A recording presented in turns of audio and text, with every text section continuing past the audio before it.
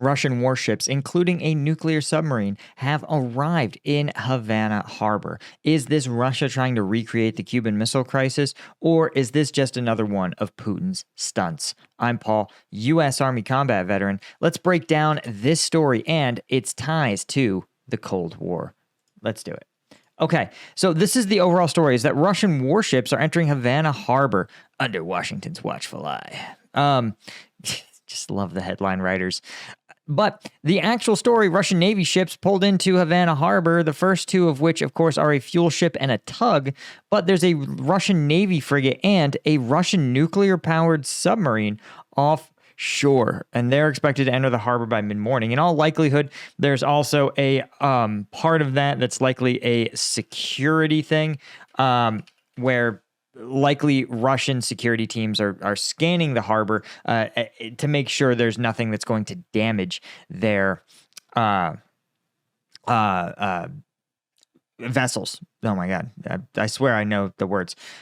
So why, though, is Russia doing this? And you know, there's a number of Russian vessels that are conducting drills in the Atlantic Ocean that were done en route to the island. But this is this part of a larger, deeper Russian naval strategy? It is. These Russian warships are Putin's way of reminding Biden that Moscow can challenge Washington within its own sphere of influence, so to speak. And Havana, it's worth noting, is just 100 miles from Key West, Florida, home to a U.S. Naval Air Station. But this is, they expressly are echoing the Cold War. And though this is a really brilliant take here, they said, unlike the Cold War, the Cubans are drawn to Moscow not by ideological affinity, but by economic necessity. So that tells me you've never read any book about the Cold War ever, because if you did, you would know that Cuba was utterly dependent on the Soviet Union economically. In fact, when the Soviet Union fell in the 90s, Cuba had such a deep economic crisis that the government considered it an existential threat. I think they called it like the special economic period. That's how bad it was.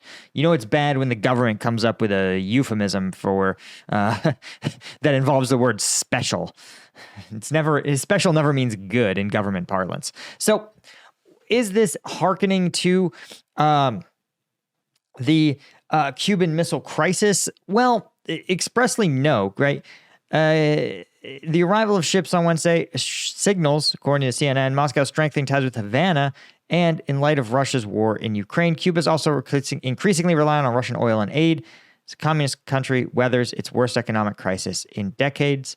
Naval visits are historic practice, but according to the Cuban armed forces, none of the Russian warships are armed with nuclear weapons. And actually, while the optics are meant to evoke the Cuban Missile Crisis, we're going to actually take a look at the real Cuban Missile Crisis and why it doesn't map at all onto this, despite what Putin may want you to think. Now, before we get into that, of course, if you're looking to strengthen your own goals towards yourself, you could get some strike gum. You don't need to stage an international nuclear incident, right? You don't need to go Cuban Missile Crisis on it. Or maybe this is these are your Jupiter missiles. I don't know. 90 milligrams of caffeine in every single piece. That's as much as a Red Bull or an Amp Energy in this little bad boy. So if you're looking to crush your workouts, stay more focused at work, or just get the energy to push you through that midday slump, Strike Gum is what you want. Zero sugar, 90 milligrams caffeine in every piece, 100 milligrams alpha GPC for further cognitive clarity. You can get it at strikegum.com, or you can go to Amazon, just search for Strike Gum. We've rolled out the 5-pack, which is the perfect middle ground between getting 1-pack to kind of try it out, but maybe you're like, listen, the tray's a lot of gum. But the tray is the best deal, to be clear. It ends up reducing you, gets you the caffeine equivalent of 75 energy drinks for like 90 cents a pop. It's a great deal. But the 5-pack is also a really good deal. And because we just rolled it out and we're trying to get more reviews on Amazon, now is definitely the time.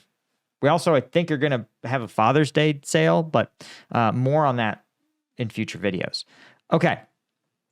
Now, let's talk about the Cuban Missile Crisis. Cuban Missile Crisis was different for a bunch of reasons. The first and foremost of which is that nuclear missiles were involved.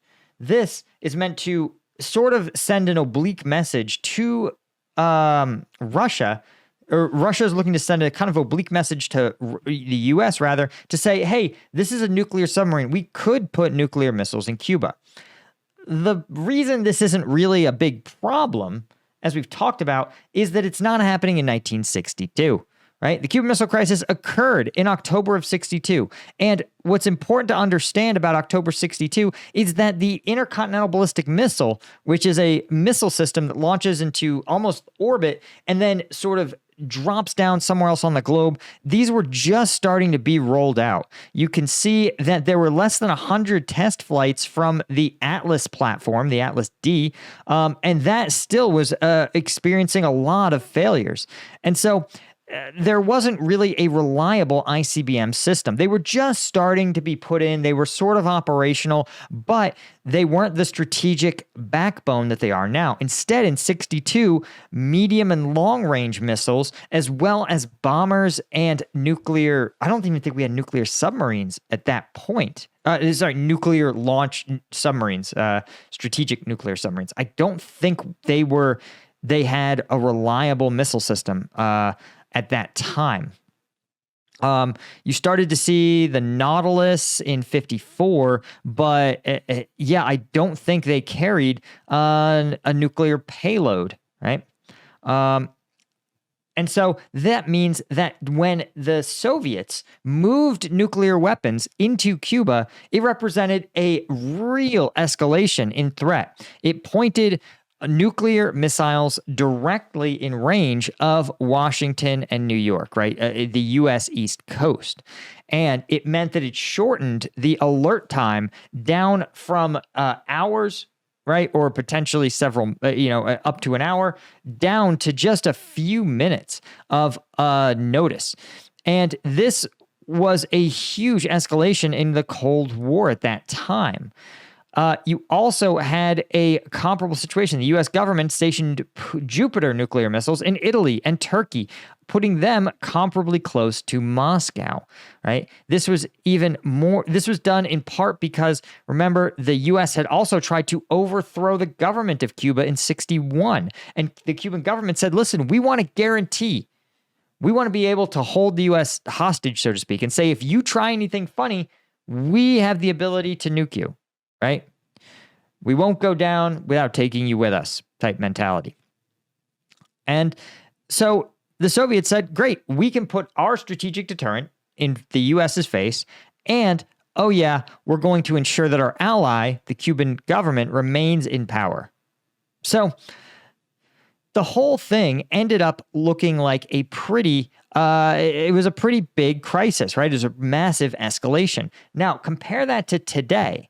Today's ICBMs don't look anything like the kind of unreliable experimental ICBMs that we see today. Modern ICBMs are extremely effective. There's basically no other reason to have, other deterrents are just sort of backups, nuclear-equipped bombers and nuclear-equipped submarines.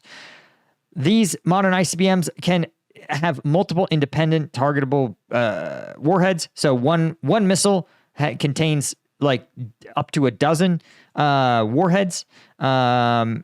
They can hit targets with a very high degree of precision, a very small circular area probable.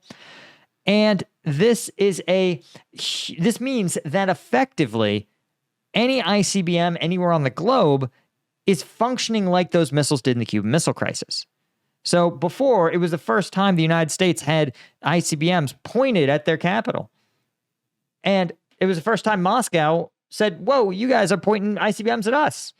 Now, because the technology, or nuclear weapons, now because of ICBMs, everyone is always pointing weapons at each other all the time, right?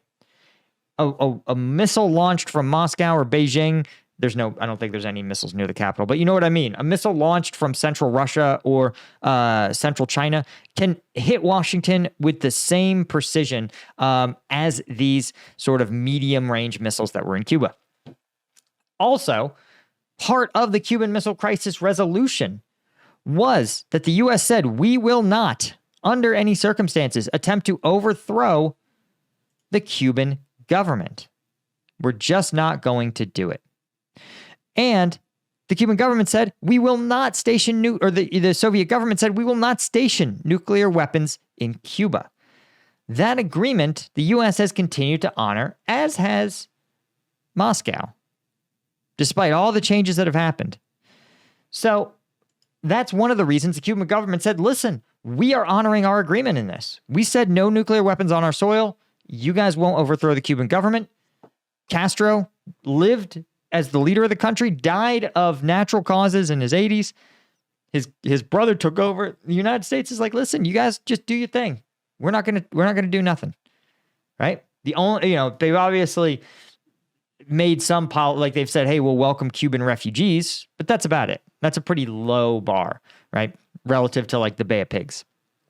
And so when you see these kind of things, Putin's goal is to make you think this is a dangerous escalation or pushing the world towards the nuclear brink. But in fact, it is nothing like that. It is symbolic, it is performative, and it is meant to get you, the viewer, you, the public of the United States and the West, to feel as though there's nuclear brinkmanship. It's theater. It's puppet theater. There's no nukes. There's no increase in danger. It's just symbols. And that's what Putin's great at. He's smoke and mirrors, but as we've seen, just like his vaunted Russian military, the outset of the invasion, it just doesn't have any substance. Anyway, guys, be sure to like the video, subscribe to the channel. Thanks to the Colonel tier members and the Lieutenant tier members. Combat Vet News couldn't do it without you. See you guys in the next one. Cheers.